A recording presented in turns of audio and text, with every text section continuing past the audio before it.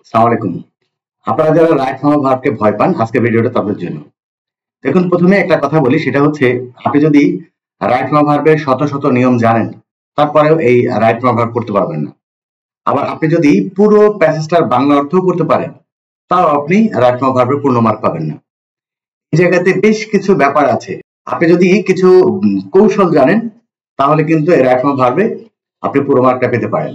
আমি আপনাদেরকে আজকে একদম প্রত্যেকটা, এই যে 2025 সালের বরিশাল বোর্ড 2025 এবং চট্টগ্রাম বোর্ড 2025, এই দুইটা বোর্ড প্রশ্ন সমাধান করে আমি আপনাদেরকে দেখিয়ে দিচ্ছি যে কিভাবে এই রাইট ফর্ম ভার্বে খুব সহজে মার্ক নেওয়া যায়। ওকে, তো দেখেন, প্রথমত আপনি যেটা করবেন সেটা হচ্ছে উপরে যে ভার্বগুলো আছে, এই ভার্বগুলোর বাংলা অর্থটা কি সেটা একটু বোঝার চেষ্টা করবেন। যেমন রিকোয়ার মানে হচ্ছে প্রয়োজন হওয়া, বি মানে হচ্ছে অ্যামিজার ওয়াজার হতে পারে, তার অর্থ হচ্ছে হওয়া।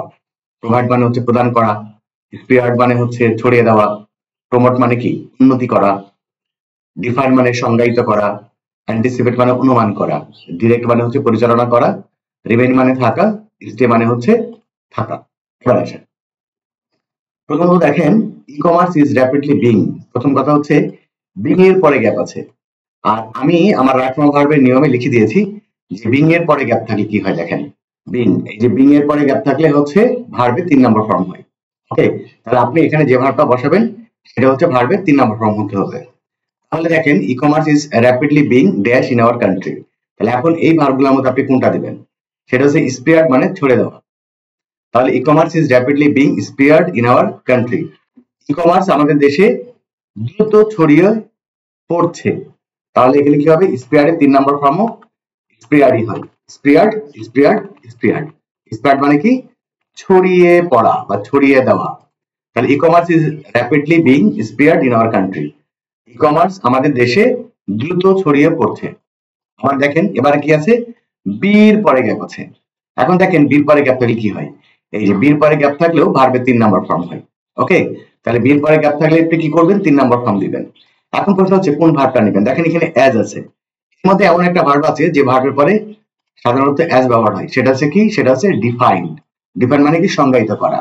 তাহলে it may be dash, it may be defined. আমরা ভার্বের 3 নাম্বার ফর্ম করব কিন্তু এখানে ডিফাইন্ড। এটাকে এমন একটি বিজনেস প্রসেস বা পলিসি হিসাবে সংজ্ঞায়িত করা যেতে পারে থ্রু ইলেকট্রনিক ট্রানজিশন, যেটা ইন্টারনেটের বা ইলেকট্রনিকের মাধ্যমে হয়ে থাকে। Buyers and sellers are not, দেখেন খেয়াল করেন, dash to talk face to face. আপনাদেরকে একটা জিনিস বুঝতে হবে, সেটা হচ্ছে অ্যাক্টিভ সাবজেক্ট আর হচ্ছে প্যাসিভ সাবজেক্ট। এই যে ব্যাপারটা, সেটা কি? এই যে প্যাসিভ সাবজেক্টের পরে গেল। তাহলে আপনাদেরকে প্যাসিভ সাবজেক্ট সম্পর্কে বুঝতে হবে। যখন দেখবেন যে সাবজেক্ট যে আছে সে এই কাজটা করে না, সাবজেক্টের জায়গায় যে আছে সে এই কাজটা কি করে না, ওকে, এই ধরনের সাবজেক্টকে বলা হয় প্যাসিভ সাবজেক্ট। তাহলে buyers and sellers are not dash to talk face to face. তাহলে বিভাগের পরে গ্যাপ থাকলে কি হয়? ভার্বের 3 নাম্বার ফর্ম হয়। তাহলে আপনি এখানে বলতে পারেন রিকোয়ার্ড। কি হবে? Required, required to talk face to face. অর্থাৎ বিক্রেতা এবং ক্রেতাকে মুখোমুখি কথা বলার প্রয়োজন হয় না। দেখেন, বিক্রেতা এবং ক্রেতাকে মুখোমুখি কথা বলার প্রয়োজন হয় না। এবার আসেন, we make it hour required product dash at home. খেয়াল করেন, একটা ভার্ব আছে, একটা সেন্টেন্সে যদি একটা ভার্ব থাকে, থাকার পর ওই সেন্টেন্সে যদি আবার গ্যাপ থাকে, আমি নিয়মটা আপনাদেরকে দেখাচ্ছি। একটা সেন্টেন্সে একটা ভার্ব থাকা সত্ত্বেও যদি, এই যে দেখেন, একটি সিম্পল সেন্টেন্সে একটি ভার্ব থাকা সত্ত্বেও আরেকটি গ্যাপ থাকলে কি হয়? ভার্ব প্লাস আইএনজি হয়। তাহলে নিয়মটা বুঝেন যে একটা সেন্টেন্সে একটা ভার্ব আছে, মেক ইট একটা ভার্ব আছে, এবং এই সেন্টেন্সের মধ্যে আরেকটা গ্যাপ আছে। এখানে যে ভার্বটা বসাবেন সেটার সাথে অবশ্যই ভার্ব প্লাস আইএনজি করে বসাতে হবে।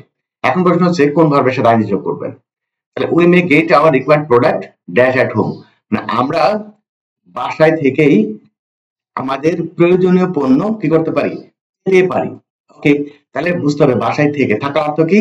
থাকা অর্থ দুইটা আছে, একটা হচ্ছে স্টে মানে থাকা, আবার রিমেইন মানে থাকা। এখন একটা জিনিস বুঝতে হবে, এখন দুটার অর্থই কিন্তু থাকা, কোনটা বসাবেন? দেখতে হবে যে এই যে অ্যাড, একটা জিনিস মনে রাখবেন, সেটা হচ্ছে স্টে এর পরে অ্যাড বসে, আর রিমেইন এর পরে হচ্ছে ইন বসে। তাহলে স্টে এর পরে কি বসে? অ্যাড বসে। তাহলে আমরা বুঝে গেলাম যে এখানে স্টে হবে, এবং তার সাথে কি করবেন? আইএনজি যোগ করে দিবেন, স্টেইং, অর্থাৎ স্টেইং অ্যাট হোম। অর্থাৎ বাড়িতে বসেই আমরা আমাদের প্রয়োজনীয় পণ্য কি করতে পারি, পেতে পারি। এবার আসেন, one of the best opportunities that, দেখেন এখানে একটা বিভার বসবে। এখন প্রশ্ন হচ্ছে এখানে অপরচুনিটিস, এটা কিন্তু প্লুরাল না, বাট এখানে কি আছে, ওয়ান আছে। একটা জিনিস মনে রাখবেন, যদি কখনো দেখেন সাবজেক্টের জায়গাতে অব আছে, তাহলে অবের পরের নাউনটা না, অবের আগে যে নাউন বা প্রোনাউন থাকবে তার উপর নির্ভর করে এখানে ভার বসাতে হয়। তাহলে one of the best opportunities is that, এখানে কিন্তু আর হবে না। আপনি ভাবছেন যে অপরচুনিটিস প্লুরাল, এই জন্য প্লুরাল ভার্ব মানে আর হবে, no.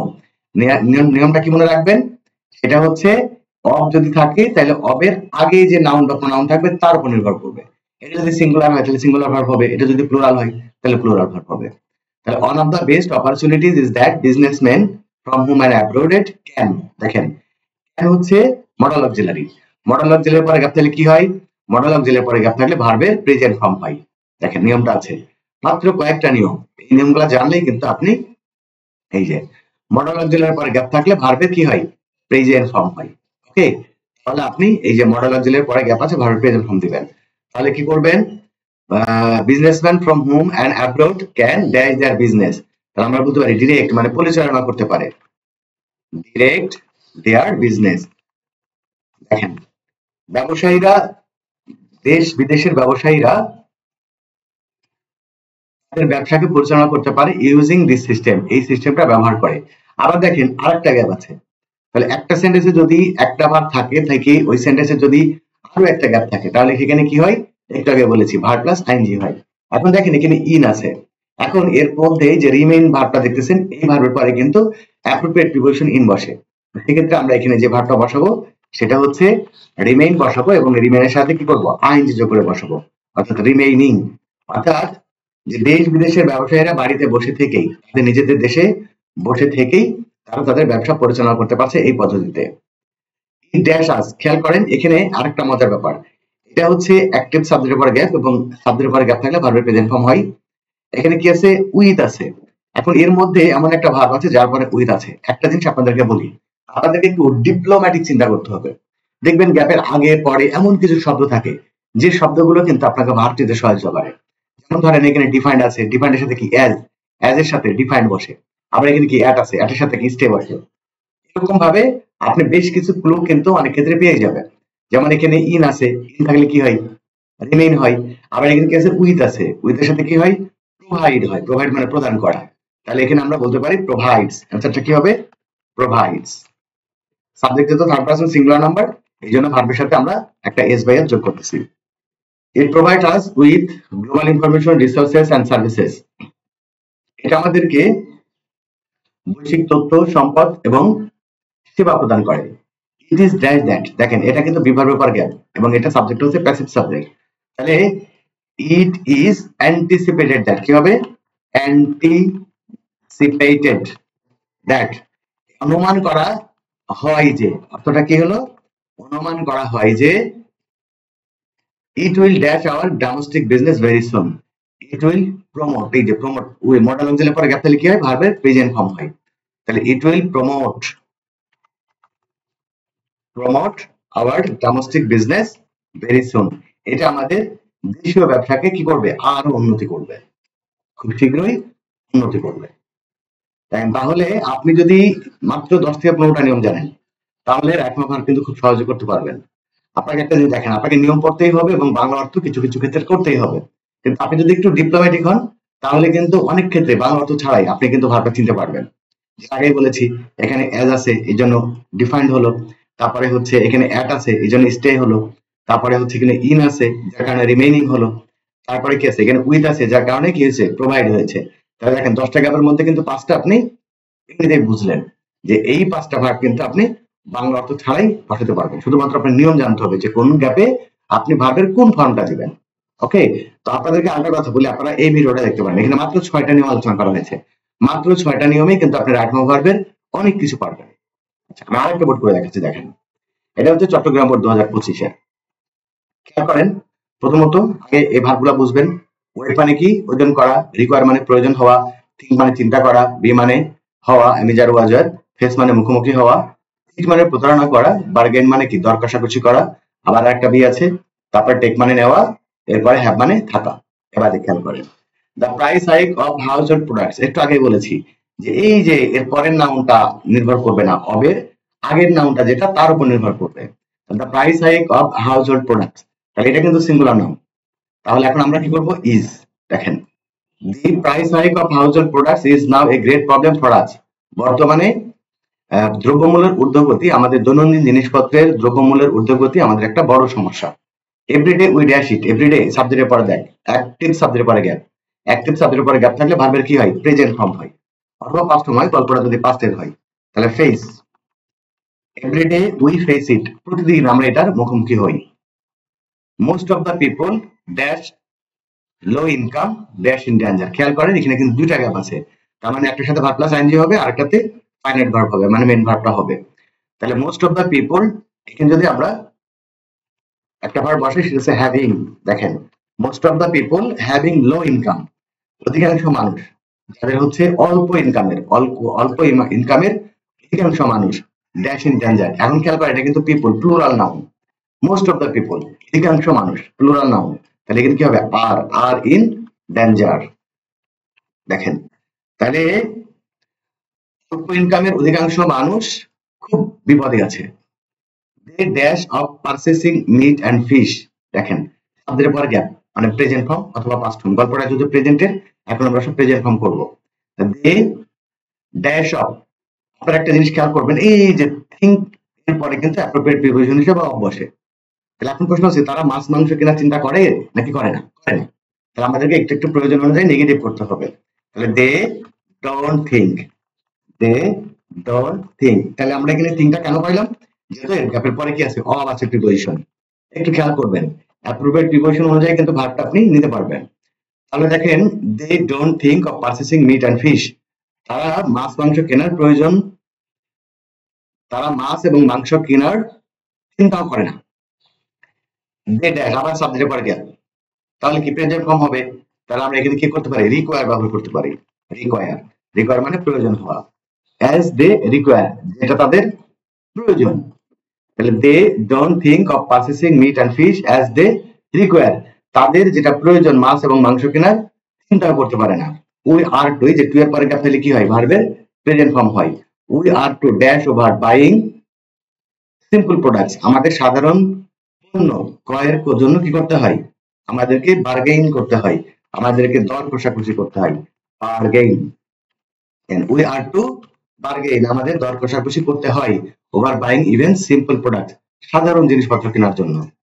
Many times the buyers dash, দেখেন অনেক সময়, এটা কিন্তু প্যাসিভ সাবজেক্ট, এখানে আমরা যদি ঠিক ব্যবহার করি তাহলে বায়াররা কিন্তু, মানে ক্রেতারা কিন্তু প্রতারণা করে না, ক্রেতারাই প্রতারিত হয়। তাহলে আনসারটা হবে আর চিটেড। দেখেন, আর চিটেড, ক্রেতারা প্রতারিত হয়, মেনি টাইমস অনেক সময়, অনেক সময় ক্রেতারা প্রতারিত হয়, এটা কিন্তু প্যাসিভ সাবজেক্ট হয়ে গেল। দেখেন, the sellers cheat the buyers at the time of, প্রিপোজিশনের পর গ্যাপ, ভার্ব প্লাস কি হয়, আইএনজি হয়। The sellers cheat the buyers, বিক্রেতারা ক্রেতাদেরকে প্রতারণা করে at the time of that something. দেখেন, তাহলে কি বলবেন, ওয়েট, আর এটা যেহেতু প্রিপোজিশনের পর গ্যাপ, এই জন্য ভার্ব প্লাস আইএনজি করবেন।